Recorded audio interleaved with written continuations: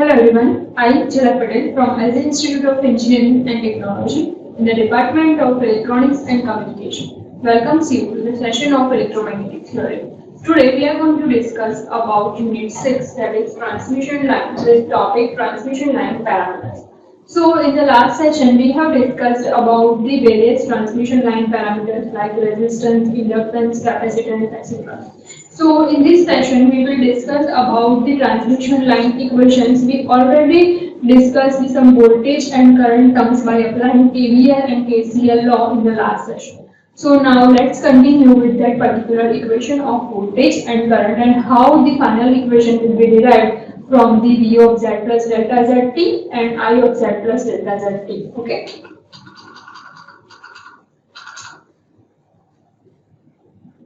So here we have done this equation in the last session, that I of Z plus delta ZT minus I of ZT divided by delta Z equal to G into V plus C del V by del T plus C del V by del T. This is the equation of the current.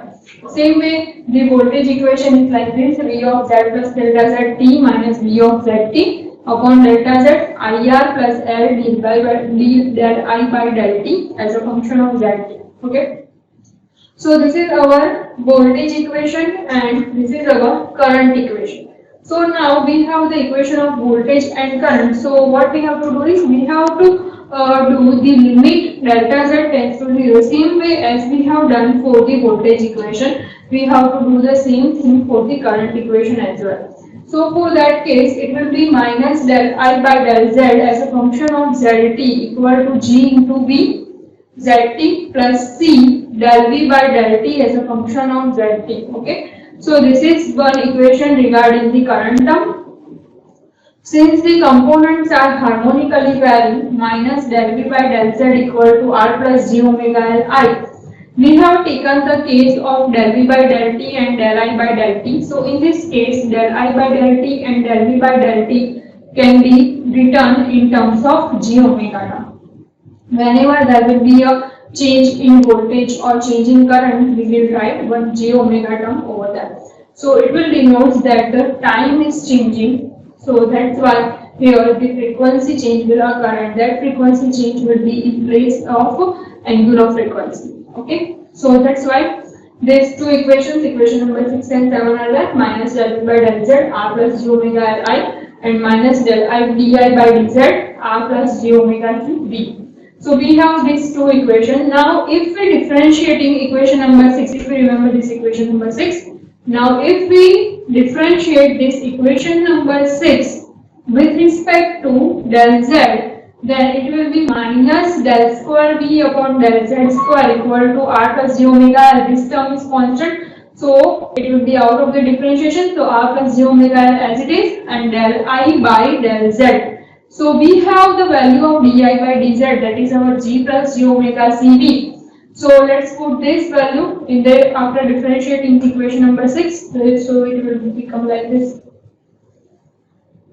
that minus d square V upon dz square equal to R plus J omega L di by dz. So d square V upon dz square equal to R plus J omega L minus di by dz. We have the value of di by dz. So let's put it over here. By putting the value of di by dz, we have the equation d square V upon dz square equal to R plus J omega L into G plus J omega C V. And now by simplifying the equation, we get d square V upon dz square. This positive term on the right hand side becomes negative, so it will be minus R plus J omega L into G plus J omega C V equal to 0. Now this two multiplication term R plus J omega L and G plus J omega C is nothing but the propagation constant square, because propagation constant is square root of R plus J omega L and G plus J omega C. So that's why here d square V upon dz square minus gamma square V equal to 0. Okay. So that's why this gamma square is equal to like this. So gamma can be written like R plus J omega L and G plus J omega C. Okay, so this term will denote the gamma square, means propagation constant square. So the final equation is like this: d square V upon dz square minus gamma square V equal to 0. This is our voltage equation. Now if we want to write down the current equation, then what we have to do? For this, we have to use this equation number 7. To this equation number 7, if we differentiating this equation number 7 with dz, then it will be minus d square I upon dz square equal to g plus j omega c del v by del z. Okay, so now we have to put the value of dv by dz in this particular equation. So let's differentiate this equation number 7 with dz. So by differentiating equation number 7 with dz, we get minus d square I upon dz square equal to g plus j omega c as it is dv by dz. Okay, we have the value of minus dv by dz, so let's put it over here, that is r plus j omega l I.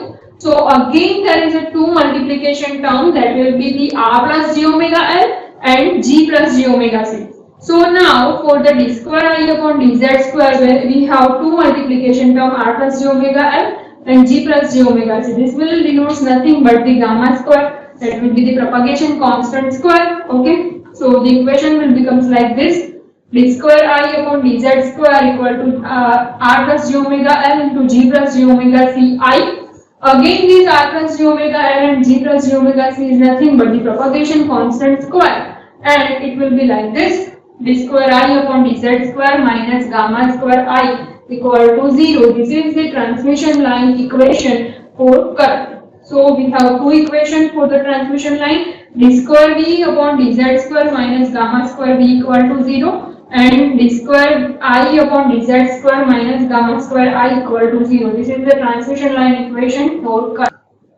First of all, let's talk about reflection coefficient. Reflection coefficient can be denoted by the R. So here it is basically the ratio of amplitude of reflected voltage towards the incident voltage at the load side. Both will be calculated at the load side. So reflection coefficient is reflected voltage at the load side upon incident voltage at the load side. So it will be the combination of the particular input impedance of transmission line. We already discussed about the characteristic equation or equation term Z0 in the last session, that characteristic impedance is nothing but the input impedance of transmission line, and that's why it will be denoted by Z0, and here we write that the whatever the transmission line input impedance is Z0 and load impedance is ZL.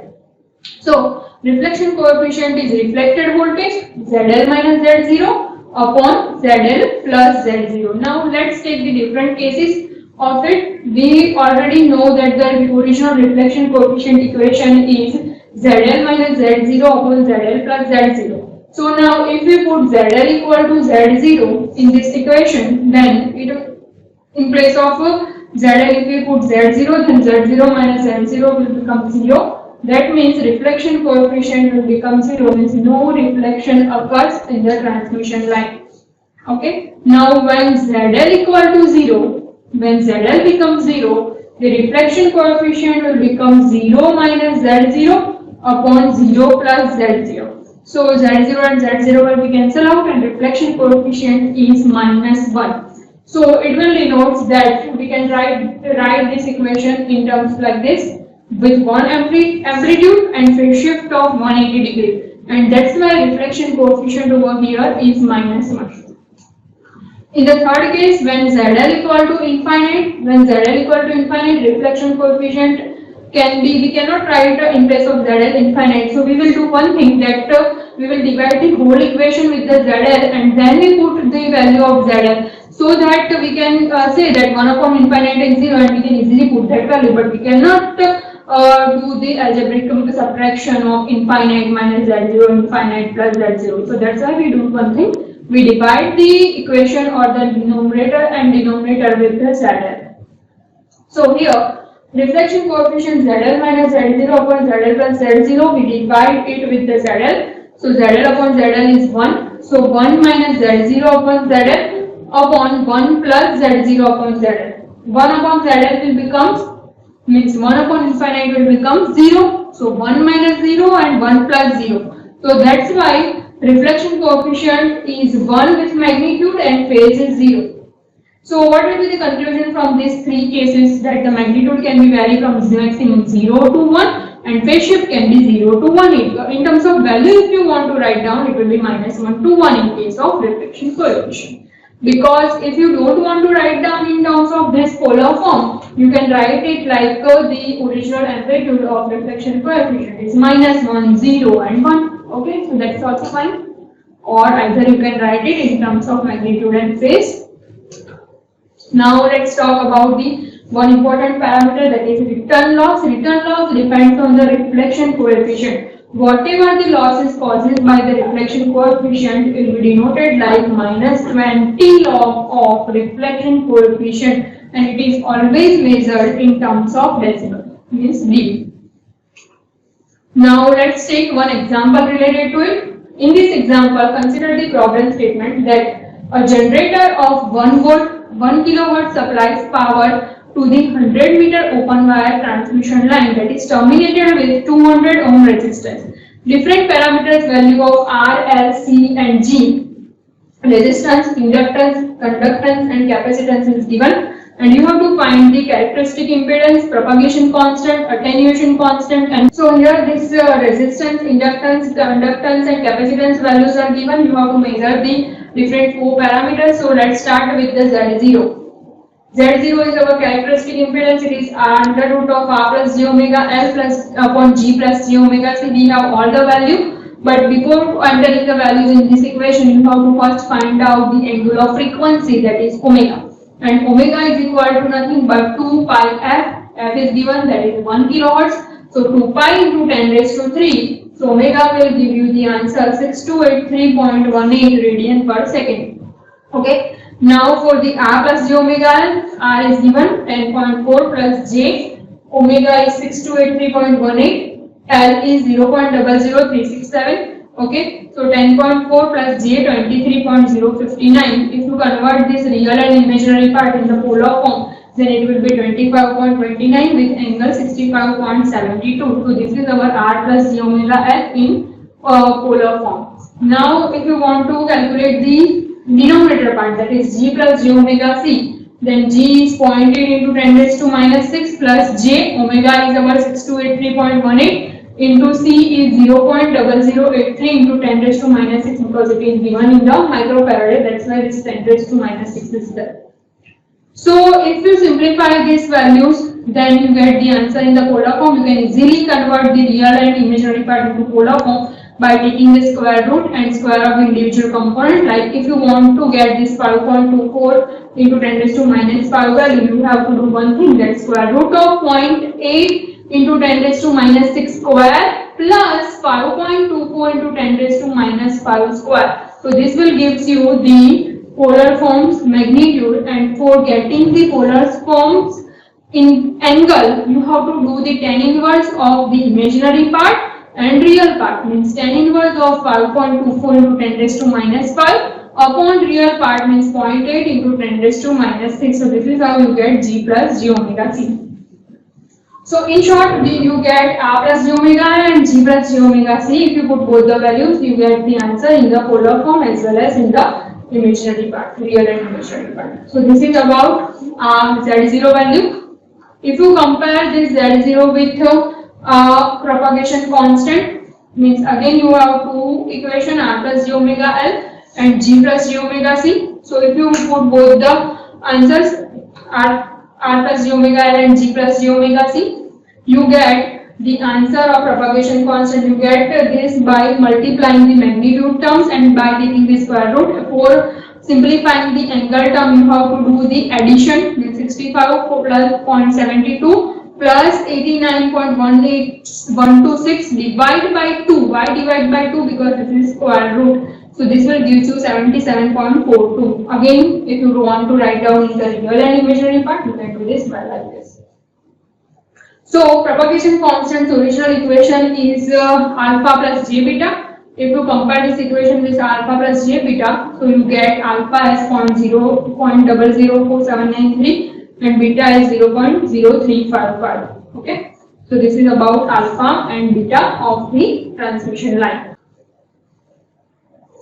Okay, so up to this, if you have any doubt or queries regarding this session, you can ask me on my email ID. Thank you for watching.